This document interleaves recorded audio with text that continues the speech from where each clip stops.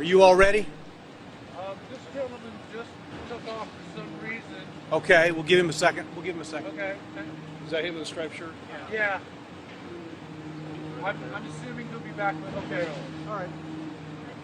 Thank you. Sure. Yes, sir.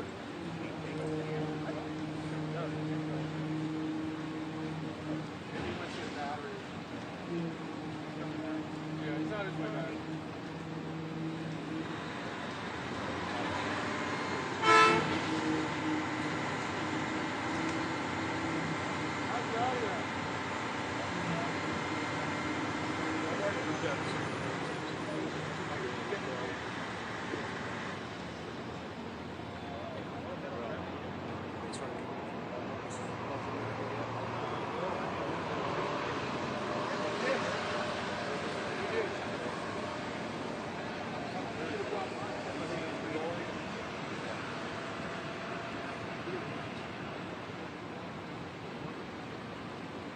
Okay? Oh, okay. They're just, we told them to wait on you, so appreciate that. You go over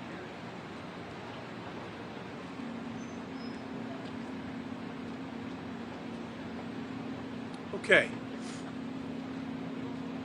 Sir, you okay there? All right. So as you have seen today, the police department's urban search and rescue team, a highly trained group of individuals, have been searching the river bank and the river itself using a sonar-equipped boat. Thus far, we've found no sign of our missing person. Sergeant Bob Nielsen is a supervisor for our homicide cold case unit. That unit is responsible for investigating missing persons, and Sergeant Nielsen's going to go over with you now where the investigation stands at this point. Sergeant Nielsen. As Don has already mentioned, we've been out here with our urban search and rescue people today. We've also utilized my cold case detectives on foot, traveling through the area. We've also used aviation, as well as our police boat, which, as he mentioned, has sonar. In the past couple of days, we've also involved the Office of Emergency Management. They have a boat with sonar, and they also have a drone. We've had their drone operator come out here. And we've also been utilizing our downtown partnership people and just trying to make any contacts of some of the citizens walking through here, including people that live in nearby homeless camps, and have been re-canvassing for video and reaching out to some of the bars and businesses down here, which I'd like to point out that they've all been extremely cooperative with us. And I'm open to any questions you have.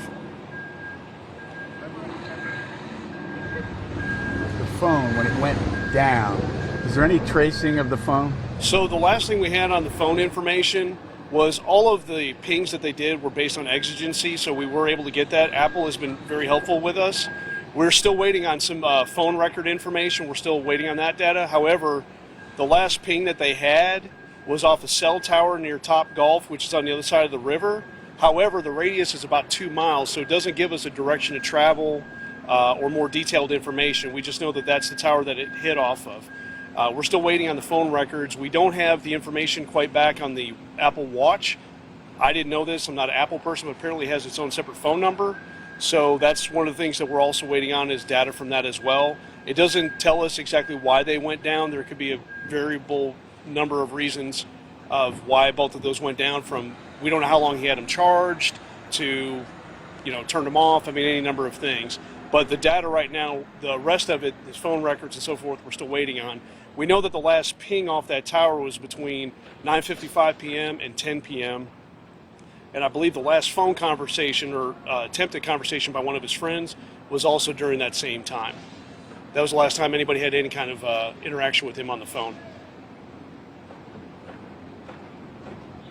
You want to talk about our cameras, Bob, what we know from the cameras? Thank you. With the camera footage that we have right now, the last known footage we have of Mr. Strain was coming in this direction, which would be towards us in a northerly direction.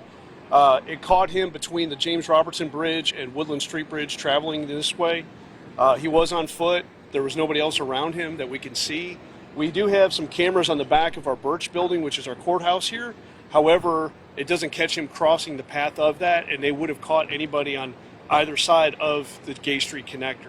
So at this point, we're kind of back canvassing, if you will, going back, possible route he may have taken from Broadway up 3rd, down towards Church Street, down in this direction, to look for any other cameras we may have missed, as well as look for any other potential employees at some of these businesses that we can talk to that may not have been here past few days, but might have been here Friday night. So we're still going back and looking for more cameras and more witnesses. You're with the homicide unit, so there's really no way to tell whether the end of this story will be an accident or a criminal situation right now. You can't tell that, right? No, there's absolutely no indication whatsoever there's any kind of foul play or other crime involved. This is strictly a missing person investigation at this point. Obviously, those things can always change. We just don't know. But right now, all of our resources are dedicated towards finding him. We're not conducting a criminal investigation of any type. So we're utilizing all of our detectives and our other resources, as we mentioned, in just looking for him. Because, like I said, there's no indication he was in a fight or argument with anybody on the street, as far as we know right now, or anybody in any establishment he may have visited. So we're just solely looking at this as a missing person case. Is there a way to trace Ubers, Lyfts, those kinds of things, taxis? So we don't believe, based on the information we have so far from financial institution, that he utilized any kind of ride share. However, I know that I believe the family or someone has reached out asking if they may have caught him on video, because as we all know, a lot of your rideshare partners will have dash cams. And so people have reached out to them, hey, if you see anything, can you send it to us, send it to the police department? But we have not seen any evidence that he would have used that. All the footage that we have so far, he was walking, so there's no indication that he got into a vehicle, whether a cab or a rideshare. And then, of course, until we get his phone records back, we can't see if he utilized any one of those types of applications as well. There was a body cam of an officer that was dealing with another situation that officer came across Riley at one point. Do you have an update on that? I don't. There was no real interaction between the two because that officer was dealing with that other situation.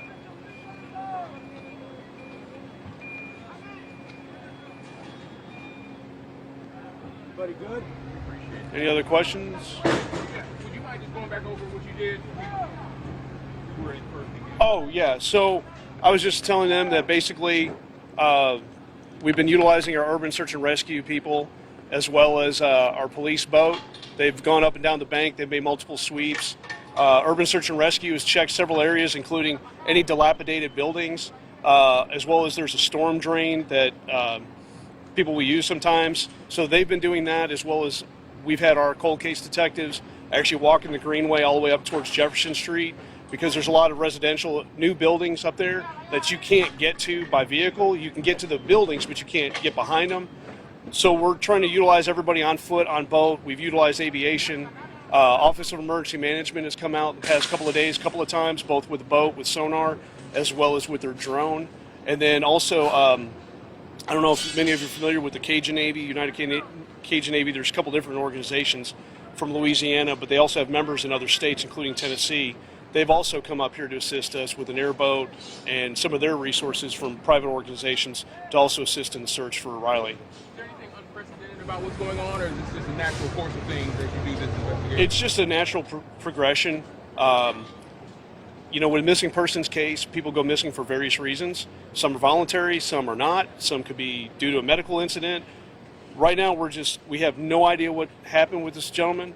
We don't believe that there's any crime involved, however. So all of our resources right now are dedicated towards locating him, and then once we find him, to try to see if there's any kind of, medical attention, something that he may need.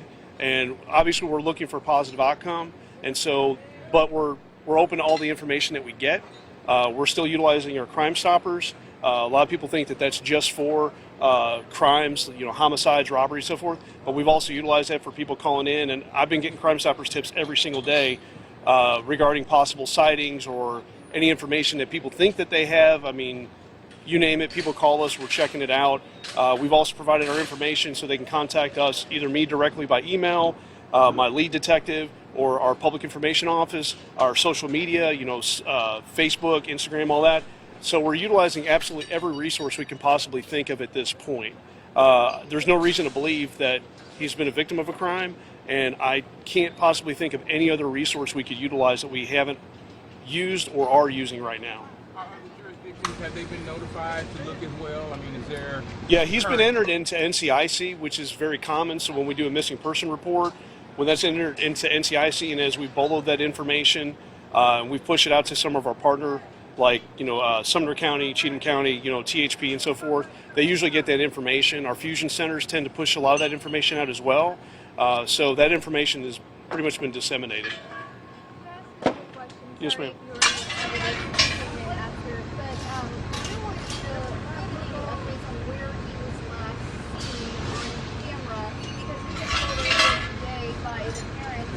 That he was last maybe seen possibly next year a homeless. That's true. So actually back in this direction, this first bridge is James Robertson Parkway. The next bridge is Woodland Street. He was last seen between those two bridges traveling in this direction, and that's the last footage that we have. I think that was around 9:52, 9:53, somewhere in that range. There's actually a large homeless encampment that's down the riverbank. And we actually made contact with some of those people today.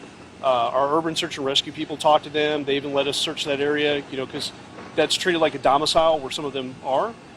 So they've been very helpful as well.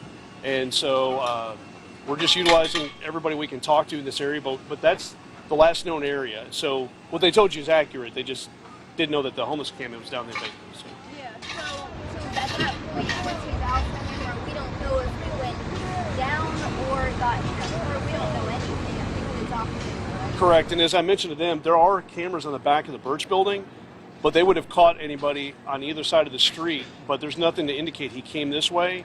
So we also utilize the camera. There's a pole camera right there as well, and it doesn't show him in this direction. So in the event that he could have possibly have doubled back and the other camera that we last saw him on didn't catch him, both, actually all detectives that we have out on this, as well as the security people that watch the parking garage and the families themselves. I mean, we've had 3 different groups literally go through that parking garage for the past 2 days, just in case they've missed an open door, the safety netting in case somebody somehow went over the side.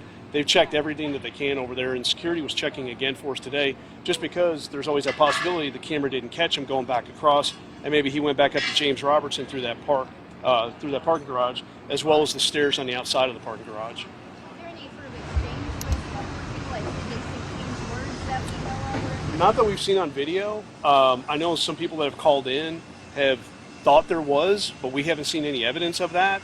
I was told today that there was a homeless gentleman that may have actually seen him, like close proximity, like from me to you. So we're actually trying to find that individual right now to see if he can provide us more information, but we haven't been able to find him so far. Yes, ma'am. Talking with the family, they reiterated, especially today, how communicative y'all have been, and they're very pleased from that standpoint.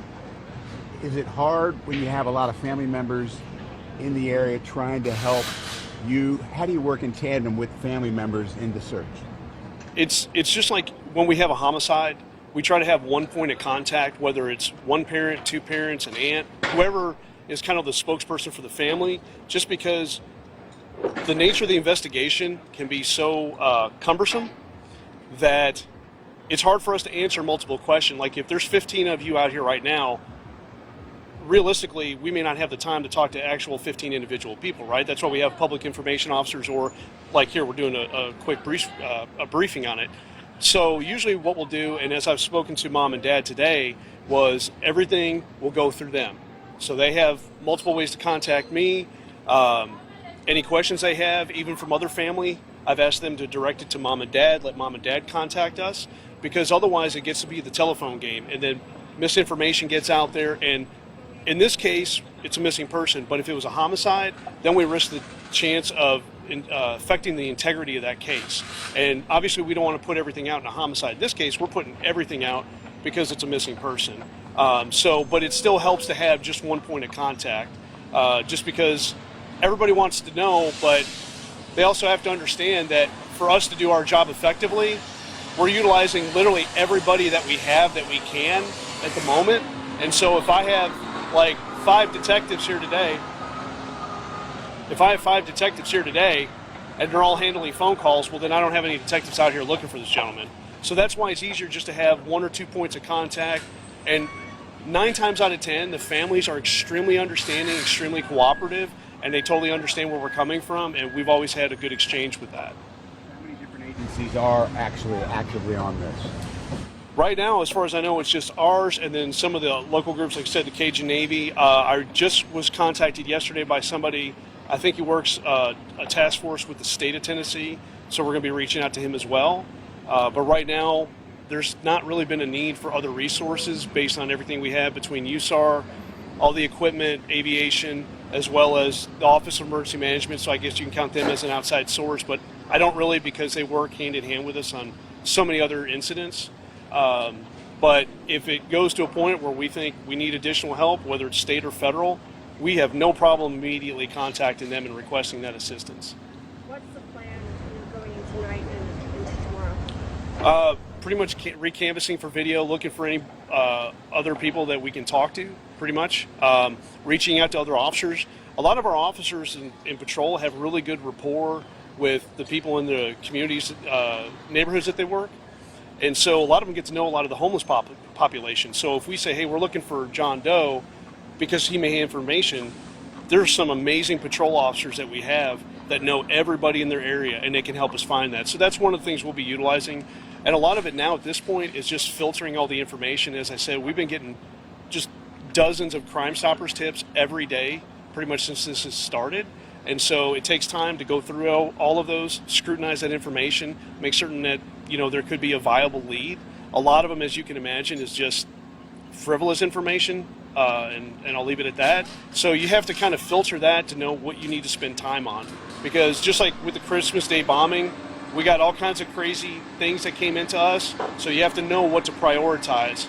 But that's a good thing, too, about having as many detectives as we have, because with cold case, we're all in the same office as homicide, and homicide alone has 28 detectives, plus I have 7, so that's a lot of people that, if we need that help, they're there. We've got all those other people that'll help us. And that's just for going through the Crime Stoppers tips. Everybody good? Thank you. Thank you. Thank you both. Good? Yeah, so you were at Oh, real quick. You can spell your name too. Oh, yeah. My first name is Robert, Robert, and my last name is Nielsen, Nielsen. I'm a sergeant with Cold Case. Yes, sir.